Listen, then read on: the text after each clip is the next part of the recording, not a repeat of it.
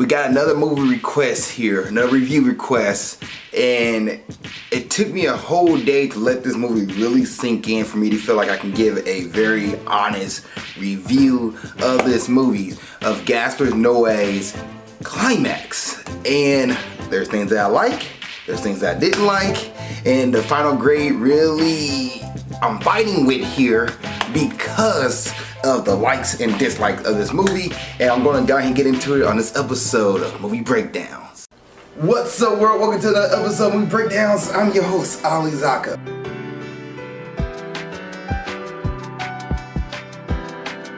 And before we get into this review, if there's a movie you want me to review, let me know. Please put in the comment section below and I get to as best I can. Also have Patreon/Zakka for $2 a month. You get your review out way before it comes out on Facebook, way before it comes out on YouTube. And you get extra content as a trailer reaction, trailer review, and much more stuff. Now, let's go ahead and get into today's episode of 2018's Climax. Now, what is this movie about? It's loosely based off a true story of a dance troupe or dance crew who are pretty much got their final night of rehearsal. They rent out abandoned school, final night of rehearsal, and as they're done with rehearsal, they want to cut back and relax and party. Well, the party kind of goes into debauchery due to the fact that somebody laced the community sangria for everybody. And from there, things go haywire. Now, the things that I liked, and this is a spoiler review, guys, before I hop into it, just to let you know. But the things that I like, this movie is very intriguing. It's a very intriguing movie. The visuals of this movie is really unique, especially as the movie progresses through. This is a horror movie, by the way. So, a horror dance movie, which I love dance movies and horror. I'm getting myself into it. But as the movie progresses through, it starts to get a little more unhinged. The camera work starts to change. The camera is no longer like in steady front view, but it might go upside down a little bit. The lighting of the movie changes to different scenes and different colors and different tints that are happening. All intriguing. And the thing about that stuff that happens that I'm mentioning happens in the last 37 minutes of this movie. This movie's an hour and 37 minutes long, and the first 50 minutes of this movie you really have to get through a bunch of other stuff. But the camera and visuals are the things that I liked with that.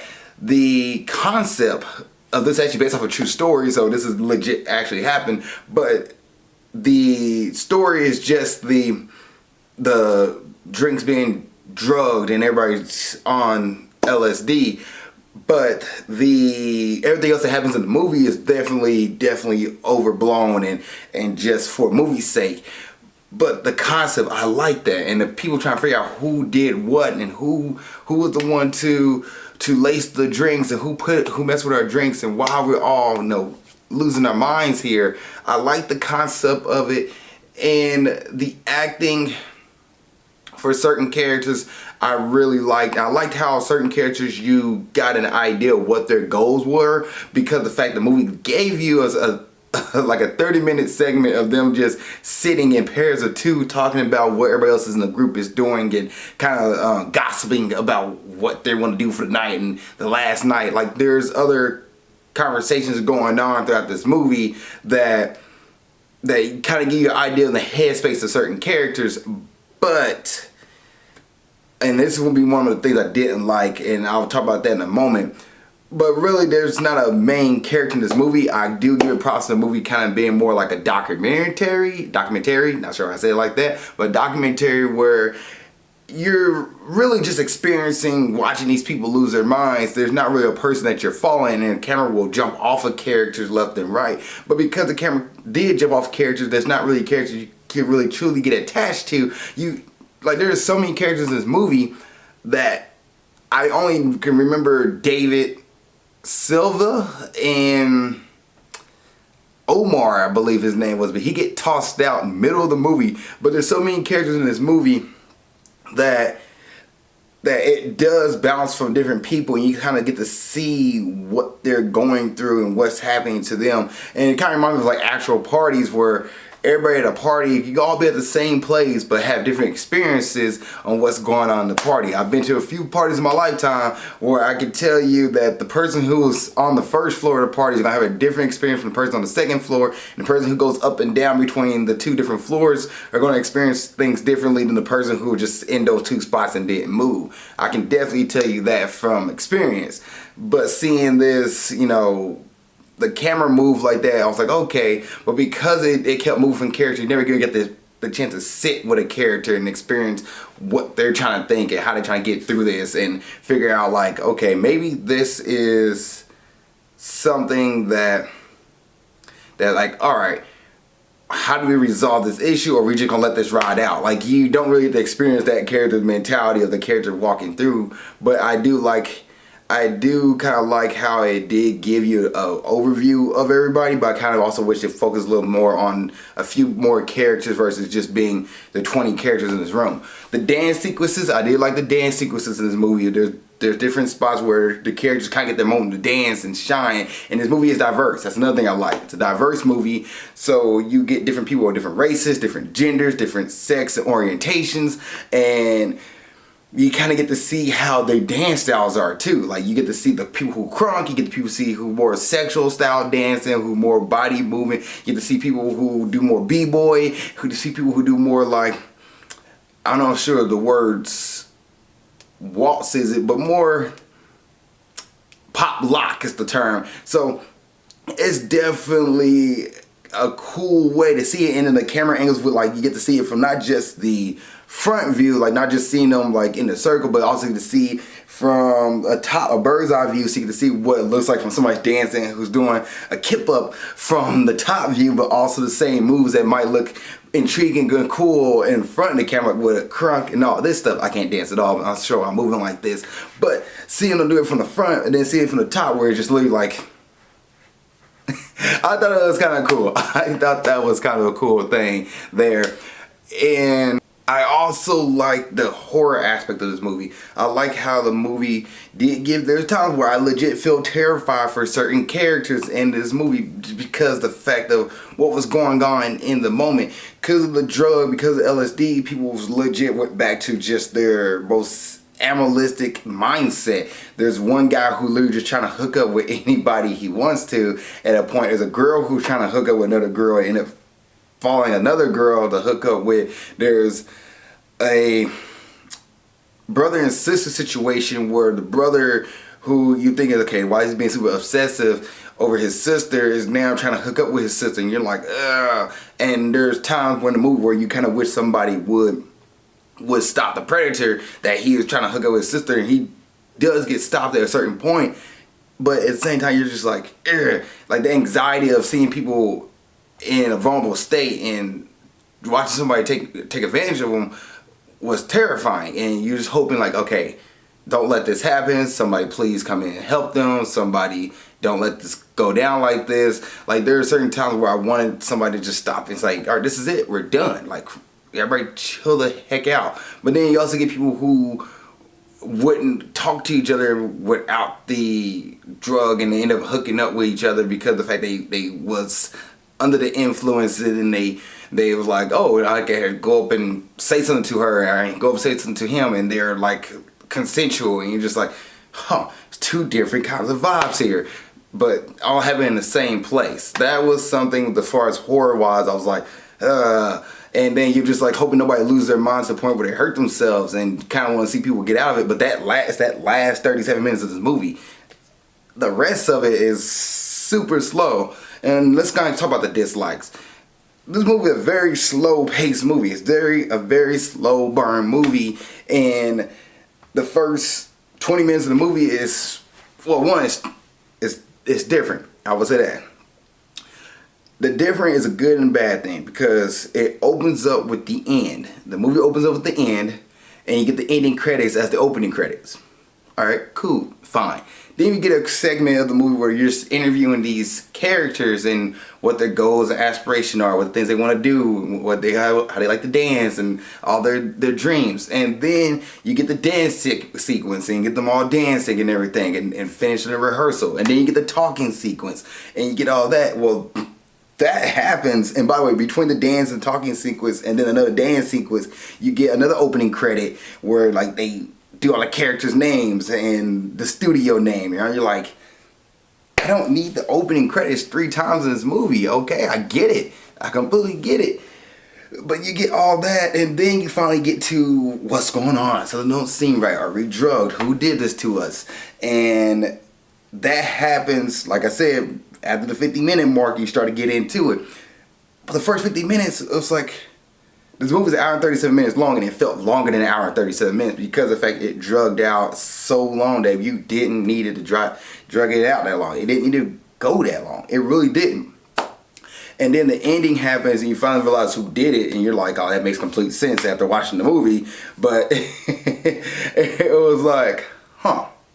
Okay, and then it's for Climax, and you're like, oh, there's the opening title at the end, which it's the pacing of the movie, just the fact that it was so long and so slow, what really killed it for me. That really was like, yo, it doesn't need to be this long. It doesn't.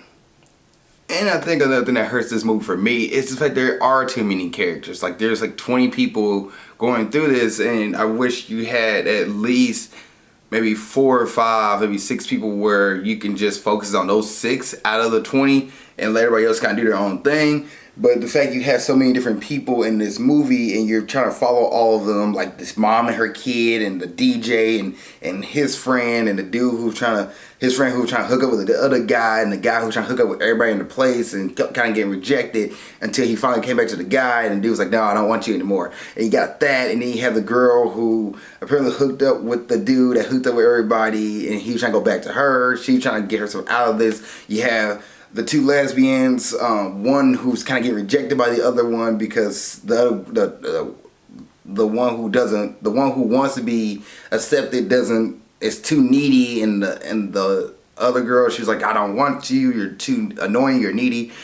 So she's trying to figure out who to mess with, and then you have a girl who's pregnant, but then she gets punched by somebody, and you're just like, what is happening in this movie? Then she goes to a girl who got pregnant, stabs herself, and you're like, okay. And apparently she's there the whole time at the movie, just sitting in the corner to the very end where you see her walk out the door, which opens the movie, you her landing in the snow and just crying and just doing like a snow angel, but in the snow. Is a very different visual, but you're like, okay. But you're somebody who was literally 20 minutes into the movie just kind of disappeared towards the end of the movie, just disappeared.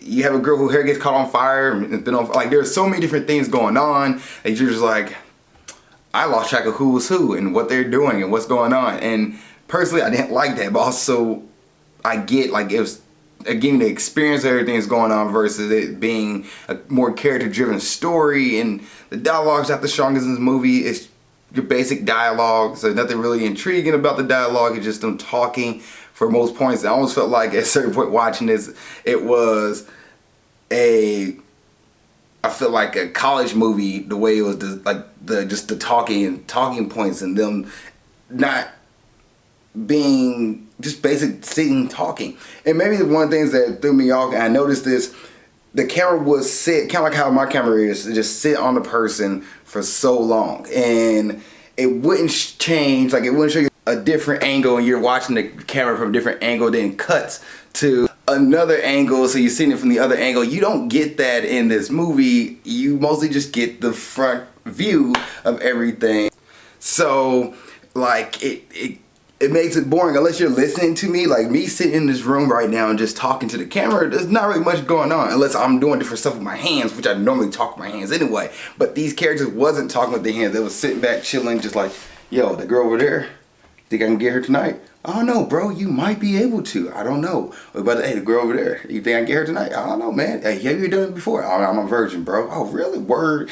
Oh, really? Okay. Hey, man, have you done this? Oh, I've done this before. Oh, man, I went down on that girl. Oh, you did that. You really did. Bro, let me tell you, if you haven't done it like that, you ain't doing it right. And then you get the girls like, well, that dude over there, he's dirty. He gets around with everybody. Oh, man, look at those girls over there. They're just talking and they're just boring. Oh, man, how do you think the night's going to go? I don't know. Just sitting here chilling. Like, you have those conversations, but as far as like onto a character and development and really really getting them something big to talk about and kind of get more character background, it really just kind of just falls on like, all right, we just know the dynamic of the room, but that's pretty much it. Like, I don't feel attached to any of these people, and the dialogue doesn't help in that sense too. The dialogue's not the strongest in this movie, but I really think for me, and when listening to other people's reviews of this, 'cause I was like, I'm curious, what do everybody else think? Everybody's like, oh, the visuals of this movie is amazing. The visuals of the movie is amazing. But the visual is not, when it comes to a movie, the visual is not the only thing. There's other things to a movie than just visual. Dialogue, character development, character storyline, those things go into it. Visual is part of it, but it's not the only thing. But it's a horror movie, and horror movies you gotta grade differently than an action movie or a drama. So it really does, as far as horror though, the horror of this movie does hit. Everything else kind of doesn't. And this is an A24 studio movie, which I was like pumped when I saw that. I was like, oh my gosh, you know, Hereditary, oh, I just forgot. Midsummer. So like, okay, here we go. It's a new, unique, different. Let's go. And it's different. It is different. It is different. All right, so let's go ahead and get into the director and writer and cast. We have Gaspar Noé, who is the writer and director of this movie. He made other things, but a lot of people like this movie. Also is considered a horror music drama in the IMDb. Okay, so characters. We have Sofia Boutella, who plays Silva. As far as, I'm talking about the people who really the camera is set on for a moment and then really like everybody else kind of mentions. Those are the ones I'm going to talk about. So as far as Sofia, I think the acting that Sofia did was great. Like she really put the emotions out there. So when she puts a scream, she like really like led into it. And I think she did a good job of that. Roman Grillemike, who played David, I think he did a good job being a sleazy character who kind of like you can't really trust, who seems like he just gonna flirt with anybody, and the way he reacted and moved kind of made you uneasy. I thought David did a good job doing that. That's the two I really wanted to point out. Really, everybody else, I think the acting was good. Like, there's so many people in this movie, not really everybody really sits on, but I think everybody did a good job as far as acting. But those two that really stood out to me in this movie, probably because that's where Noé focused more of his energy on those two characters, or pretty much you see more of them as things progress, and you're following like Sofia Boutella, who plays Silva. I think you're the one that everybody kind of talks to, and she kind of bounces off more, so you're with her more throughout the movie than anything. But towards the end of the movie, like, you kind of leave her too. Any other thoughts? Nah, I don't have any other thoughts of this movie. The music was fine. The music was kind of like dance house music. That was fine. Like trying to dance, like good for like just dance parties, like people doing whatever you want to do. Or you hear more like it, not electronic, or like dance music festivals, kind of like that kind of stuff, like EDM. Really, what the music soundtrack sounded like to me. Visuals, already talked about it. Is this a Friday night movie? Nah, it's not a Friday night movie to watch with your friends or family. And grading time. I'm really conflicted on the grade of this movie because the first 50 minutes of this movie is really just, it's hard to kind of get through for a moment. You really have to sit through it, and you kind of wonder, like, where is this going? Now I got another opening credit scene. I got this. Where are we taking this? What's going to happen? Okay, the camera kind of looks off here, camera looks off there, but it's kind of done for a reason. I understand the reason, but I wish it was a little more energetic versus just kind of sitting talking to people, seeing them do stuff as far as the movie goes. But it's a horror movie, so it's a slow burn. And then like the last 37 minutes of the movie, it really does take off, and you're like, oh, okay, we're getting deep into the woods here, and kind of hear what's going to happen and how to see what's going on. Okay, the camera's upside down. I remember watching the movie upside down. Interesting, unique, intriguing. Okay, another word pops up. All right, cool. Interesting, unique, intriguing. It's also upside down. Got to read upside down now. So there's things in the movie people will like, there's things in the movie people won't like. If you're a fan of horror, you're going to enjoy the last 37 minutes of this movie. Like, a lot of people love the last 37 minutes of this movie, but nobody, when I watch other people's reviews, talked about the first 50 minutes of this movie. And for me, it really sits there. But as far as horror, it did a good job of being horrific. It did a good job of giving you tension and uneasiness and seeing visuals. You're like, okay. And so it does do that. And mental horror, where you're like, somebody please save this vulnerable person who's in this very vulnerable state. Don't let this happen to him. Like, it does give you those things as far as horrific things. So it does its mark as far as a horror movie, but it's just a regular movie. I'm getting this movie, Climax, for 2018. I'm going to give it a C-. I was on the verge of the D+, which is 69%, but I'm going to give it the extra percent and give it a 70%. It's a C- as far as a movie goes. It did the job of being a horror movie. It did the job of kind of telling you what the events that happened throughout this movie. It is different. Just the pacing of it really kills it for me. It really, really does. And the fact that you don't really have a character you really get attached to and really divulge in. It is so many people that you just kind of like all over the place. But as far as the visuals and the horror of it, yes, I get that. And that's why I'm giving this movie a 70%. A C. It is a C- for me. And that is a strong, I guess a weak C- because I was really on the verge of a D+. And I still and thought about this movie for a whole day to be like, yeah, it did its job when it came to what the horror side of this movie is. A horror movie. Now, this movie was an action movie. This movie would be a D+, or action, just regular drama. This would be a D+, but it's not. It's a horror movie, and it does a good job of leading with the horror. So it's a C- for me. I like I said earlier, I did like the camera angle. I did like the visuals. I did like the concept. Just the things I didn't like was really the timing, the pacing of this movie, and not divulging in certain characters, but you do get the idea how the characters are in this movie. It's just like the development of character story and some of the dialogue is not as strong. So this movie gets a C- for me. It's a C- movie, a 70%. IMDb gives this movie a 7. It actually gives the same grade I give it. I gave it a 7 out of 10, which is a C. Let's see here. What else? Rotten Tomatoes actually gave it a 63%. Sorry, Rotten Tomatoes gave it a 68%. So that's a D+. That's a 68.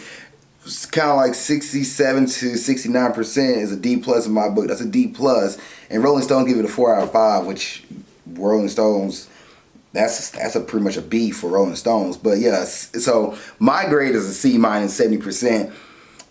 IMDb gives it a 7 out of 10. That's a C. Rotten Tomatoes give it a 68%, which is a D+, and Rolling Stone gives it a 4 out of 5, which is B. So everybody have different grading on different ideals. So that's my review of the movie Climax. Thank you for the request. I appreciate it. If you guys seen Climax, what did you think? Please put in the comment section below. Other than that, see you guys next episode of Movie Breakdowns, and keep being awesome. Thank you so much for making it to the end of this video. I really appreciate that. Please don't forget to like, subscribe, and comment. If there's a review you want me to watch or do, let me know. Please put it in the comment section below this video. Also, you want to watch the last episode of Movie Breakdowns, it's right there. Just gotta click on it and you'll be able to watch it. Thank you guys so much. I appreciate it. Love y'all, and keep being awesome.